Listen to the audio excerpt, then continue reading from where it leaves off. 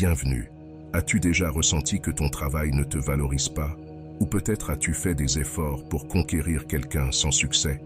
Tes amis sortent et t'oublient, ou pire, as-tu déjà ressenti une trahison? Si c'est le cas, tu es probablement au bon endroit. Prends un papier et un crayon, car il est essentiel que tu notes et comprennes les stratégies psychologiques suivantes qui t'aideront à attirer l'attention que tu mérites. Tes proches ne t'oublieront plus lorsqu'ils sortiront. Tu seras le premier à être invité. Et au travail, tes connaissances et tes idées seront appréciées, je te le garantisse. Sénèque disait d'accepter les circonstances qui nous entourent et de travailler avec elles pour notre bénéfice. Utilise l'exemple de Sénèque et applique ces outils dans ta vie. Bien sûr, suis scrupuleusement les clés suivantes pour devenir la priorité de tous. Et reste jusqu'à la fin de la vidéo pour découvrir les stratégies et mon histoire personnelle de dépassement. Sans plus tarder, commençons avec la première stratégie psychologique. Lorsque quelqu'un craint de te perdre, il commence à réellement t'apprécier. Imagine être cette personne dont l'absence laisserait un vide énorme, impossible à combler pour les autres. Tu n'es pas seulement une option, tu es leur besoin le plus profond. Comme le dit Khalil Gibran, grand poète et philosophe libanais, la véritable amitié se trouve dans le vide du cœur, basée sur la compréhension et l'acceptation mutuelle. Pourquoi l'admires-tu? Est-ce parce qu'elle est toujours disponible pour toi ou parce qu'elle est indépendante et sûre d'elle, ajoutant une valeur incomparable à ta vie? Sois indépendant, sûr de toi et complet par toi-même. Ta vie est une aventure passionnante dans laquelle tu n'as besoin de personne d'autre pour te sentir épanoui. La confiance en soi et l'autosuffisance sont tes armes secrètes. Ton monde est vibrant et excitant, et tu ne dépends de personne pour qu'il en soit ainsi. Et maintenant, passons à la stratégie numéro 2. Selon le philosophe stoïcien Sénèque, ce n'est pas que nous ayons peu de temps, mais que nous en perdons beaucoup. Il est essentiel d'être conscient de la manière dont nous utilisons notre temps et avec qui nous le partageons. Nous ne pouvons pas être toujours disponibles pour les autres, mais nous devons réserver des moments pour nous-mêmes afin de cultiver nos vertus et de profiter de nos passions. Ainsi, nous ne dépendrons pas de l'approbation ou de l'intérêt de quiconque, mais nous serons les maîtres de notre propre bonheur. Cela ne signifie pas que nous devons être indifférents ou arrogants, mais que nous devons nous accorder la valeur que nous méritons. Ces enseignements stoïciens sont précieux pour apprendre à nous aimer, à nous donner cette priorité que nous méritons, car qui voudra nous prioriser si nous ne le faisons pas nous-mêmes? Et maintenant, passons à la stratégie numéro 3. Le mystère exerce une fascination naturelle sur nous.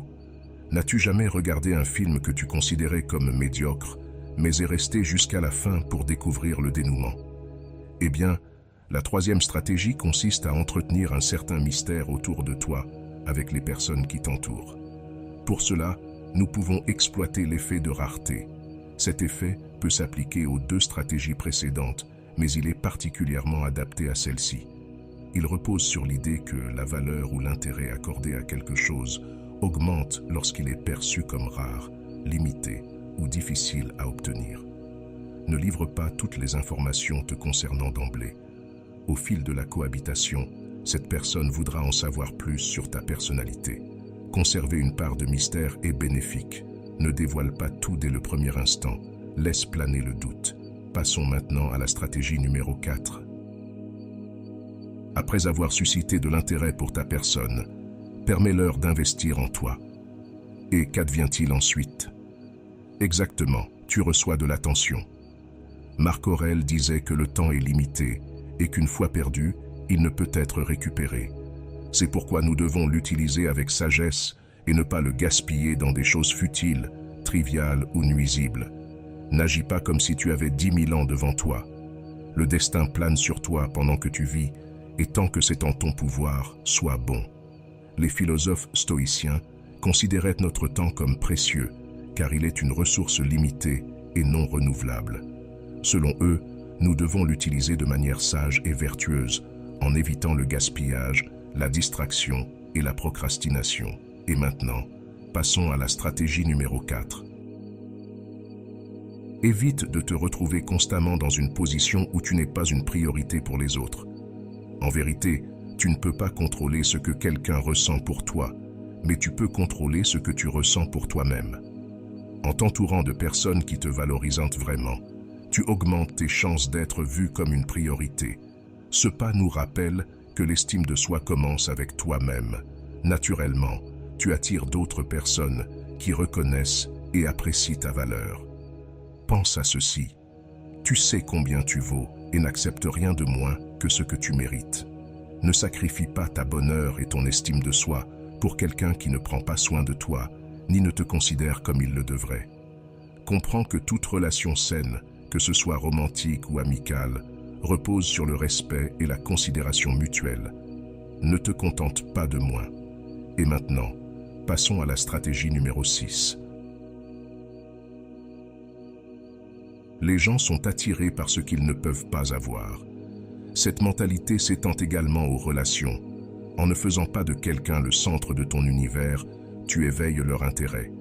Il s'agit de maintenir une certaine distance, leur permettant de désirer ta présence. Lorsque tu n'es pas désespéré pour leur attention, tu deviens plus intriguant avec le temps. Ce phénomène peut entraîner un changement de perception. Comment peux-tu y parvenir? Eh bien, que peut nous dire notre maître stoïcien, Marc Aurèle? L'indifférence est l'arme la plus puissante que possède le sage. Il ne se laisse pas emporter par les caprices du destin ou les passions des autres. Il sait que son bonheur dépend de lui-même et non de ce que pensent ou font les autres. C'est pourquoi il ne s'attache à personne ni ne recherche l'approbation de qui que ce soit. Et maintenant, passons à la stratégie numéro 7. Au fil du temps, la philosophie et la psychologie ont étudié le phénomène de la communication humaine sous différentes perspectives et approches. Certaines théories suggèrent que ne pas toujours initier une conversation peut être une stratégie pour éveiller la curiosité, le mystère et le désir d'en savoir plus sur l'autre personne. Cependant, cette tactique peut également avoir des effets négatifs, tels que générer de la distance, de la méfiance ou de l'indifférence. C'est ici que réside l'importance de l'approche psychologique. Ne pas toujours chercher la communication, mais ne pas non plus négliger la communication entre vous. D'un point de vue psychologique, l'esprit humain est régi par un principe d'équilibre cognitif qui cherche à maintenir une cohérence entre les attitudes, les croyances et les comportements. Et maintenant, passons à la stratégie numéro 8. Être prêt à faire un pas en arrière signifie que nous nous respectons suffisamment pour ne pas accepter moins que ce que nous méritons et que nous nous respectons profondément. Imagine avoir la force et l'estime de soi nécessaires pour reconnaître immédiatement et sans hésitation qu'une relation n'est ni réciproque ni satisfaisante, puis couper les liens avec cette personne à qui tu accordais déjà de l'importance. Bien sûr, cela ne se fait pas sans d'abord définir des limites et des normes claires sur la manière dont tu t'attends à être traité dans n'importe quelle relation. Si quelqu'un ne respecte pas ces normes de manière cohérente, tu es prêt à le laisser partir, peu importe l'intensité de tes sentiments. Laisser partir ne signifie pas manquer de compassion, mais plutôt pratiquer l'autopréservation. En le laissant partir, tu crées également un environnement où l'autre personne peut prendre conscience de la gravité de la situation. Et maintenant, passons à la stratégie numéro 9. Non seulement tu dois t'aimer toi-même et te donner ta propre place, mais tu dois aussi modérer ce que tu désires dans ta vie. Ne t'attache pas excessivement. La stratégie suivante est plus une règle et consiste à maintenir un équilibre émotionnel. Lorsque nous voulons être une priorité dans la vie de quelqu'un, l'objectif est de ne pas laisser nos émotions dominer la situation et de nous assurer que nos besoins soient pris en compte et valorisés. Pense à ceci, tu es comme le capitaine d'un navire qui dirige le gouvernail avec fermeté, naviguant tes émotions avec élégance, conservant ton équilibre émotionnel, ce qui rend plus facile pour les autres de valoriser ta présence dans leur vie. Il faut trouver un équilibre entre montrer nos émotions et rester calme.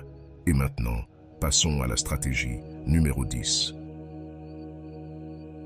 Non seulement cela a été prouvé pour te faire sentir bien avec toi-même et plus heureux, mais aussi plus attirant pour les autres. Comme l'a dit Sénèque, ce n'est pas pauvre celui qui a peu, mais celui qui désire beaucoup. La générosité est une qualité qui implique de donner sans rien attendre en retour, de partager ce que l'on a avec les autres et d'aider ceux qui en ont besoin. Être généreux peut avoir de nombreux avantages, tant pour toi-même que pour les autres, car cela améliore l'estime de soi, la confiance, la gratitude et le bonheur. De plus, être généreux peut faire en sorte que d'autres personnes soient attirées par ton amitié et ton amour, car cela montre que tu es une personne aimable, désintéressée, empathique et solidaire. J'espère que ce message t'a été utile. Si tu as apprécié la vidéo, je te serai reconnaissant de laisser un j'aime et de t'abonner. Si tu te retrouves sans mots, écris simplement stoïcisme pour montrer que tu fais partie de la minorité qui a suivi la vidéo jusqu'à la fin. Merci beaucoup pour ton attention et à la prochaine.